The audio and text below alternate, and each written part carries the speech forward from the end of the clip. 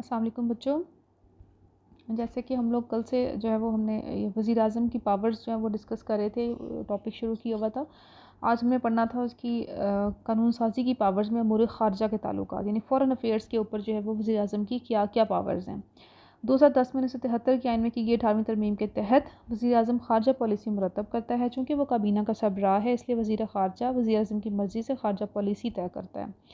ठीक है, जो भी वज़ीर ख़ारजा की सीट पे होगा, जो उनका वज़ीर होगा, वो वज़ीर आज़म के मशवरे से, उनकी मर्ज़ी से ख़ारजा पॉलिसी मुरतब करेगा। यानी काम मशवरा जो है वो वज़ीर आज़म का चलेगा, काम जो है वो जिस बंदे को सौंपा जाएगा, तो जो डिपार्टमेंट जो इसका दायरा कार होगा, उसमें वही बंदा काम करेगा।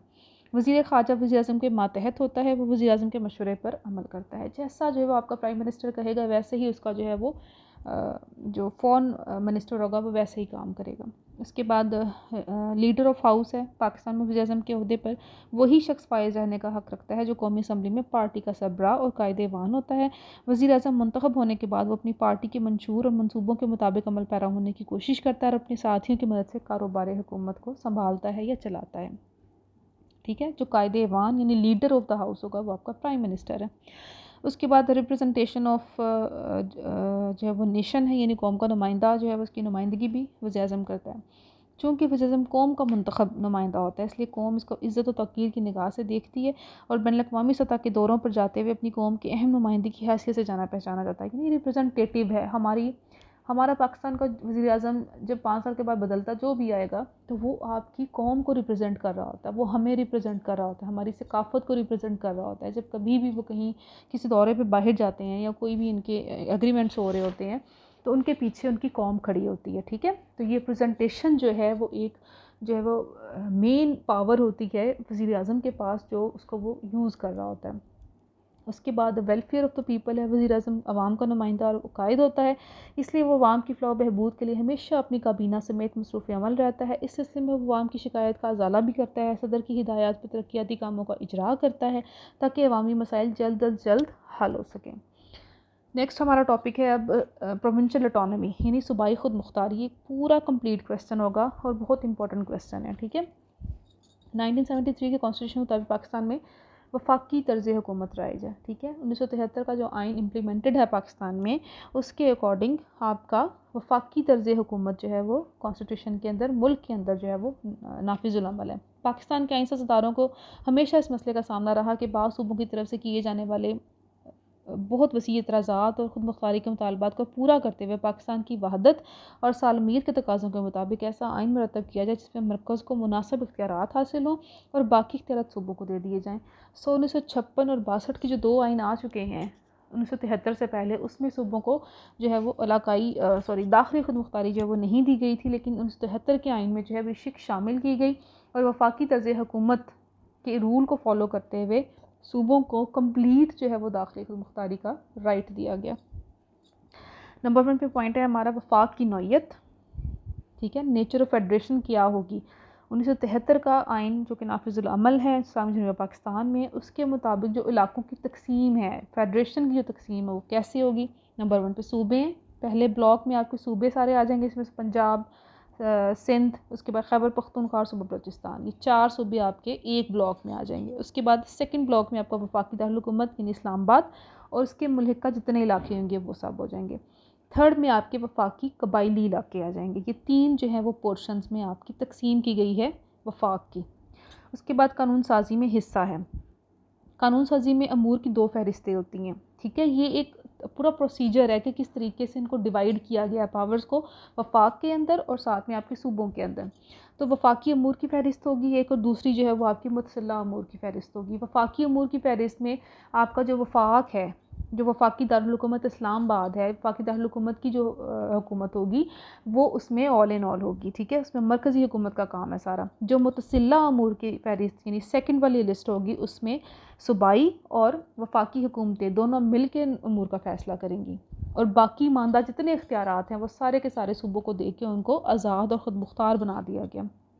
ठीक है, कानून साजी में सूबों को हिस्सा देकर खुद मुख्तार बना दिया गया। ठीक है, अब ये दो आपको फहरिस्तें जो है वो आपकी समझ में आ जानी चाहिए कि दो जो है वो पोर्शंस में उन्होंने इख्तियार को डिवाइड किया। एक वफाकी यानी मरकज़ी हुकूमत में लिस्ट होगी जिसमें वो खुद मुख्तार होंगे, दूसरी जो फहरिस्त होगी वो मुश्तरका या मुतसिल्ला अमूर जिसमें सूबे भी इंटरफेयर करेंगे और साथ में आपकी वफाक भी इंटरफेयर करेगी जिसको हम मरकज़ी हुकूमत बोलेंगे। तो दोनों की जो है वो मंजूरी के बाद वो कानून बनेगा।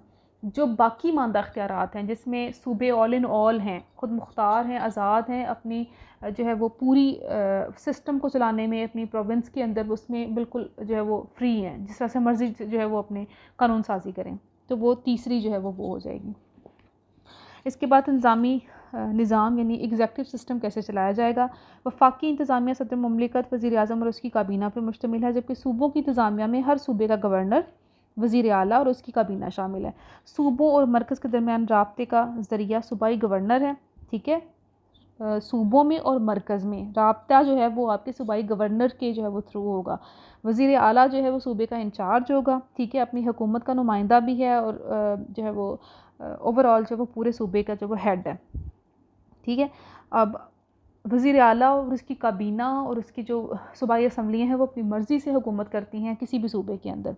ठीक है, जितने भी इंतज़ामी अमूर हैं उसमें सूबे जो हैं वो मुकम्मल तौर पे कम्प्लीटली खुद मुख्तार है, अपनी मर्ज़ी के मुताबिक कानून साजी करेंगे, इंतज़ाम चलाते हैं और सूबाई खुद मुख्तारी का एहतराम करते हैं। जो काम ये लोग कर रहे होंगे, फिर कोई इशू है इनको किसी भी किस्म का, कोई इनके डिमांड्स हैं, कोई इनको प्रॉब्लम्स आ रहे हैं, वो हुकूमत तक पहुँचाना या वफाकी मरकज़ी हुकूमत तक पहुँचाने का जो ज़रिया होगा वो सूबाई गवर्नर होगा। ठीक है, जो मरकज़ी हुकूमत की तमाम मालूमात जो है वो वज़ीर आला तक जो है वो पहुँचाएगा और वज़ीर आला की जितनी सजेशंस हैं, जो उनकी प्रॉब्लम्स हैं, वो सारी की सारी मरकज़ी हुकूमत तक पहुँचाएगा। तो ये एक उनका समझ लो एक कासद की जो है वो या एक उनकी क्या कहना चाहिए कि इन दोनों की बॉन्डिंग का जो ज़रिया है मरकज़ी हुकूमत और सूबाई जो है वो हुकूमतों की, वो आपका सूबाई गवर्नर होगा। इसके बाद जुडिशल स्ट्रक्चर कैसे होगा। पाकिस्तान के अदालती निज़ाम में मरकज़ी सतह पर ऑब्वियसली सुप्रीम कोर्ट, आला अदालती जो है वो अदारा आपका सुप्रीम कोर्ट का अदारा है। सूबाई सतह पे आपकी हाई कोर्ट्स आती हैं और सुप्रीम कोर्ट मुख्तलिफ सूबों के दरमियान पैदा होने वाले तनाज़ात का फ़ैसला करने का इख्तियार भी रखती है। जो हाई कोर्ट से निकल के जो है वो किसी मतलब हाई कोर्ट में अगर किसी चीज़ का फ़ैसला नहीं हो सका, तो अगर सूबों के आपस में कोई किसी किस्म के जो है वो क्लैशेज़ आ रहे हैं, कोई उनके ताल्लुकात ख़राब हो रहे हैं, किसी किस्म के ऊपर जो है वो उनकी आपस में तसादुम है, तो उसके बारे में सुप्रीम कोर्ट ही फैसला करेगी। इसी तरह आला अदालती कौंसल जो है वो के जो जज हैं वो भी सूबों की नुमाइंदगी करते हैं। अदालती निज़ाम सूबाई खुद मुख्तारी का मज़हर है जो अपने फ़राइज़ जो है वो आज़ादाना सर अंजाम दे रहा है। नेक्स्ट हमारा पॉइंट है मालियाती अमूर। मालियाती अमूर में सूबाई हुकूमतें खुद मुख्तार होती हैं। हर सूबाई हुकूमत अपने अखराजात को पूरा करने के लिए अवाम पर टैक्स आयद कर सकती है, लेकिन फिर भी मरकज़ी हुकूमत इनको माली इमदाद फ्राहम करती है। मरकज़ी हुकूमत जो टैक्स आयद करती है इसको मुनासिब हिस्सा कौमी मालियाती कमीशन के ज़रिए सूबाई हुकूमतों को फ्राहम किया जाता है। कौमी मालियाती कमीशन मरकज़ और सूबों के दरमियान मालियाती अमूर को तय करता है, लेकिन पैसे दे के यानी बजट में जो भी इनकी डिस्ट्रीब्यूशन ऑफ मनी होगी वो सब कुछ करके बजट डिवाइड कर दिया जाता है। उसके बाद उनको खुद मुख्तार बना दिया जाता है कि अब आपका एक साल का फ़लाँ सूबे का बजट इतना है। ठीक है, इतने पैसे उनको दे दिए गए हैं, वो उसके अंदर खुद मुख्तार हैं, आज़ाद हैं, जिस तरह से मर्ज़ी वो जितने डिपार्टमेंट्स पे जितना पैसा लगाना चाहें उसमें वो आज़ाद और खुद मुख्तार होते हैं। उसके बाद फेडरल सिविल सर्विस है। वफाकी का पब्लिक सर्विस कमीशन एक आइनी अदारा है। ठीक है, जो वफाकी सिविल सर्विस सूबों को मुहैया करता है और ये आला अफसरान सूबे का इंतज़ाम चलाते हैं। वफाकी पब्लिक सर्विस कमीशन तमाम सूबों से आबादी के तनासब से अफसरान के इंतखाब के लिए इम्तहान का बंदोबस्त करता है और कोटे के मुताबिक अफसरान की तकर्री की सिफारिश करता है। वफाकी सिविल सर्विस में भी सूबों का कोटा मुकर्रर होगा। अब ये है तो ये वफाक का ही ऑब्वियसली अदारा वफाकी जो है वो पब्लिक सर्विस कमीशन, लेकिन इसमें भी सूबों को जो है उसका हिस्सा दिया गया है और उसमें उनका जो है वो कोटे की शक्ल में जो है वो इसकी सीट्स मुख्तस की जाती हैं और उसमें उनकी नुमाइंदगी हो सकती है। उसके बाद अदारों में नुमाइंदगी है। ठीक है, इस वक्त पाकिस्तान के मुख्तलिफ अदारे मुख्तलिफ नौइयत के फ़राइज़ अंजाम दे रहे हैं। इन तमाम अदारों में सूबों को हर लिहाज से नुमाइंदगी हासिल है। ठीक है, इन्हें किसी मौका पर महरूमी का शिकार नहीं किया।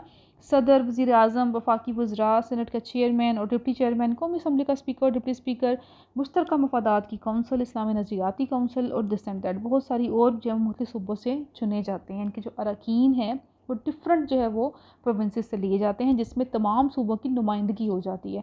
नुमाइंदगी का ये असूल इस बात की तर्जुमानी करता है कि सूबों को खुद मुख्तारी हासिल है। इससे 1973 के के मुताबिक सूबाई खुद मुख्तारी का मसला भी हल हो चुका है। यानी जो फेडरल के मेंबर्स हैं या ओवरऑल पार्लियामेंट के मेन मेंबर्स हैं, जो हमारी हुकूमत के मेन जो है वो ओहदेदारान हैं, किसी भी सूबे से लिए जा सकते हैं। वो ज़रूरी नहीं कि वो पंजाब का है तो वो पंजाब का ही होगा, ठीक है।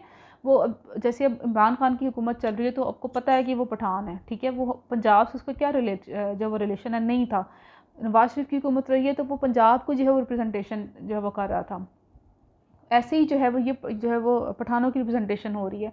तो हर चीज़ में जो है वो हर गवर्नमेंट के अंदर एक प्रॉपर जो है वो उसका असूल होता है, जिसके मुताबिक कोई भी सूबा अपनी जो है वो उसकी रिप्रेजेंटेशन दे सकता है और उसमें किसी किस्म की कोई पाबंदी नहीं होती है, ठीक है। ये है असल जो है वो खुद मुख्तारी और आज़ादी जो सूबों को दी गई है।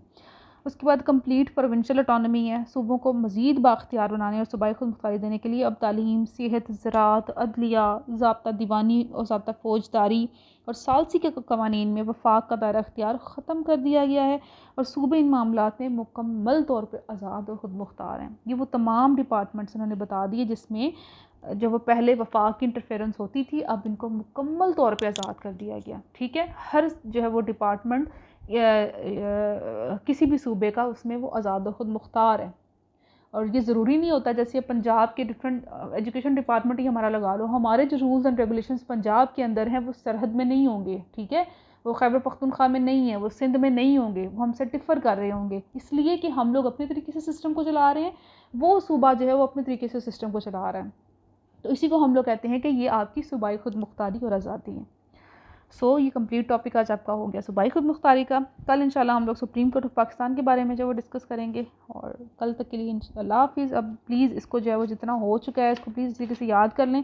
आपका जो वो मंथली टेस्ट हो जाए तो फिर आपको जो वो नेक्स्ट इस चैप्टर का काम भी जो वो मैंने देना है, ठीक है। तब तक के लिए अल्लाह हाफिज़।